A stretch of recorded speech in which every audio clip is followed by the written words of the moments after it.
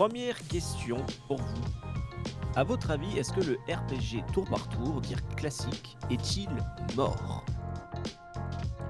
En vrai, c'est plutôt une bonne question parce qu'actuellement, on a eu quand même des prises de risques, je trouve, assez importants, notamment sur le FF7, on en parlait un peu en off, où justement, ils ont complètement pris le risque d'enlever le tour par tour et de mettre justement une espèce de action, plus ou moins action RPG. Donc c'est un peu difficile de dire maintenant est-ce que c'est bon ou mauvais, mais en tout cas, on a bien vu que ça a cartonné de fou.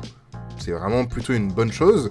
Et on a eu aussi un très bon jeu en tour par tour, donc je te laisse présenter Kev, qui est Sea of Stars, ça? Sea of Stars, Voilà. qui a reçu un prix, il me semble, Ouais. quand il y a eu les Awards en décembre de l'année dernière, hein, Exactement. et qui a fait de très bonnes ventes, hein, grâce aussi au game qui était disponible via le Game Pass, hein. Donc beaucoup de gens ont pu jouer à ce chef-d'œuvre, hein. Moi-même j'y joue, je l'ai pas encore terminé. Mais il y a aussi d'autres jeux qu'on peut aussi revenir, hein, notamment Octopath Traveler. Ouais. Qui est dans le même genre aussi, hein, donc ça a très bien marché.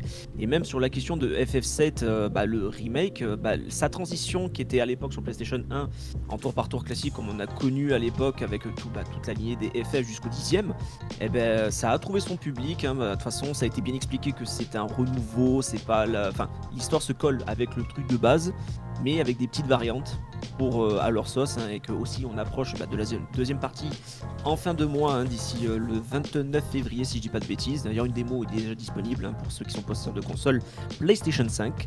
Mais je trouve que je suis assez content que le tour par tour n'est pas mort, hein, aussi avec d'autres licences telles que Dragon Quest, oubliez ça aussi, qui est une très bonne licence, et ça prouve bien que malgré le temps, ce type de jeu est toujours d'actualité.